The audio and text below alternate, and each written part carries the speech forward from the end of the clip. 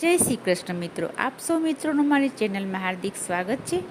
મિત્રો, આજની વિડીયોમાં આપણે અધ્યાય 28 બ્રાહ્મણનો ગોલોકવાસ સાંભળશું.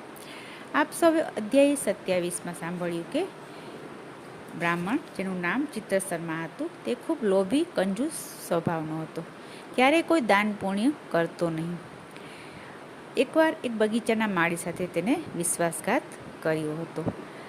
સમય જતાં તે બ્રાહ્મણનું મૃત્યુ થયું અને તેને યમરાજાના દૂતો લઈને યમરાજા પાસે લઈ આવ્યા. તેના કર્મોનો લેખાજોખા સાંભળી અને યમરાજાએ ક્રોધે ભરાઈને તેણે બ્રાહ્મણમાંથી વાંદરાની યોનિમાં જન્મ આપ્યો. હવે આગળ તે બ્રાહ્મણનું શું થયું તે આજની વિડીયોમાં સાંભળશું. આપણે જો હજી સુધી ચેનલને સબસ્ક્રાઈબ ન કરી હોય તો કૃપયા કરી લેશો. ચાલો સાંભળીએ કે તે બ્રાહ્મણનું આગળ શું થયું. યમરાજાની આજ્ઞા પ્રમાણે ચિત્રગુપ્તે આ બ્રાહ્મણે જ્યાં કોઈ પણ ફળ પાકતું ન હોય એવા ઘોર વનમાં પ્રેત યોનિમાં તેનો જન્મ નાખ્યો. ત્યાં તેણે ખૂબ જ દુઃખ ભોગવ્યું. તે પછી તે કલંજર નામના પર્વત ઉપર ઇન્દ્રકુંડ પાસે મૃગતીર્થમાં વાનર યોનિમાં જન્મ્યો. હવે નારદે પૂછ્યું, હે ભગવાન, આ કદરી બ્રાહ્મણ મહાપાપી હતો, છતાં તે પવિત્ર મૃગતીર્થમાં શા કારણે જન્મો? નારદજીને પ્રશ્ન પૂછવાથી ભગવાને કહ્યું, તે વેળા ચિત્રકુંડલ નામનો એક વેશ્ય હતો. તેને તારિકા નામે સ્ત્રી હતી. બંને જણે પુરુષોત્તમ માસનું વ્રત કર્યું હતું.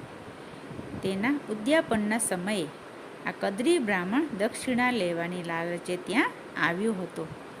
તેથી અનાયાસે તેને પુરુષોત્તમ ભગવાનની પૂજાના દર્શન થયા હતા અને દક્ષિણાની લાલચે તેણે પુરુષોત્તમ માસના વખાણ કરી અને પુરુષોત્તમ ભગવાનની સ્તુતિ કરી હતી. આ પુણ્ય કર્મના પ્રભાવે તે પવિત્ર ક્ષેત્રમાં જન્મ્યો હતો. તો પવિત્ર પુરુષોત્તમ માસનો આ મહિમા છે કે નાનું અમથું પણ પુણ્ય કાર્ય કર્યું હોય તો પણ એનું ફળ ચોક્કસ સારું મળે છે. આ વન ફળ ફૂલોથી ભરેલું હતું. ભગવાન શ્રી રામચંદ્રજીએ વાનરોને વરદાન આપ્યું હતું કે હે સુગ્રીવ, અંગદ, જાંબુવાન, તમે મારી ભાવપૂર્વક સેવા કરી છે. તેથી તમારા વાનરોને હું વરદાન આપું છું કે તમે જ્યાં પણ હશો ત્યાંના વન ફળ ફૂલોથી હંમેશા લચેલા રહેશે. તે પછી વાનરો શ્રી રામની વિદાય લઈ આ વનમાં રહેવા લાગ્યા. આ વાનરોને કોઈ જાતનું ખાવા પીવાનું દુઃખ ન હતું, પરંતુ આ વાનર રૂપે જન્મેલો બ્રાહ્મણ પોતાના પાપોને લીધે પિત્તથી પીડાતો હતો. મોંમાંથી પરુ વહેતું હતું. તેના લીધે આ વાનર વન ફળો ખાઈ શકતો ન હતો.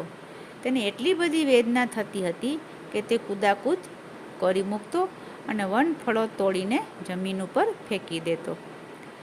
આ વાનર ક્યાંય શાંતિથી બેસી શકતો નહીં. તેને થતું, આના કરતાં તો મરી જવું સારું. એક વખત બન્યું એવું કે તે એક ઝાડ ઉપરથી બીજા ઝાડ ઉપર કૂદવા જતાં જમીન ઉપર પટકાઈ ગયો. ત્યાંથી તેનું ઉઠી શકાયું નહીં. ત્યારે તે રડતો રડતો 1 મહિના સુધી અહીં જ પડ્યો રહ્યો. હવે યોગાનુયોગ આ મહિનો પુરુષોત્તમ માસનો હતો. એટલે એક રીતે તેણે નિરાહાર રહી અને પુરુષોત્તમ માસનું વ્રત કર્યું હતું. આ વાંદરો ત્યાંથી ઉઠીને બીજી જગ્યાએ કૂદવા જતો હતો. બન્યું એવું કે તેવામાં મૃગતીર્થના કુંડ પાસે તે પડ્યો અને મૃત્યુ પામ્યો. તેણે અન્ન જળ વગરના ઉપવાસ કર્યા હતા અને પવિત્ર ક્ષેત્રમાં તે મૃત્યુ પામ્યો હતો. આ પુણ્ય ફળના પ્રતાપે આ વાંદરાને લેવા માટે વિમાન લઈને વિષ્ણુના દૂતો આવી પહોંચ્યા. દૂતોએ તેને વંદન કરી વિમાનમાં બેસાડી અને ગોલોકમાં લઈ ગયા. ત્યાં તેની સેવામાં અપ્સરાઓ અને દેવદૂતો રહેવા લાગ્યા. આવી રીતે આ કંજૂસ કદરી બ્રાહ્મણનું વાનર રૂપે જન્મ થયો અને આ વાનરે અનાયાસે પણ પુરુષોત્તમ માસમાં અન્નજળ વગરના ઉપવાસ કર્યા અને પવિત્ર તીર્થમાં સ્થળમાં તે મૃત્યુ પામ્યો.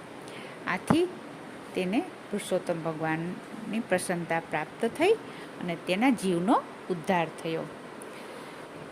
તો મિત્રો, પુરુષોત્તમ માસનો કથા વાર્તા સાંભળવું, જપ તપ દાન, તીર્થસ્થાનમાં સ્નાન કરવું વગેરેનો ખૂબ જ મહિમા રહેલો છે. હવે પુરુષોત્તમ માસને 2-3 દિવસો જ બાકી રહ્યા છે, તો આવો સૌ સાથે મળીને આપણે પુણ્યનું ભાથું બાંધી લઈએ. હવે પછી અધ્યાય 29 આપણે હવે પછીની વિડીયોમાં સાંભળશું. આપને વિડીયો સારી લાગી હોય તો લાઈક કરશો અને ગ્રુપમાં શેર કરશો અને કોમેન્ટમાં જય શ્રી કૃષ્ણ જરૂર લખશો. ફરી મળીશું બીજી વિડીયોમાં. ત્યાં સુધી જય શ્રી કૃષ્ણ, જય પુરુષોત્તમ ભગવાન.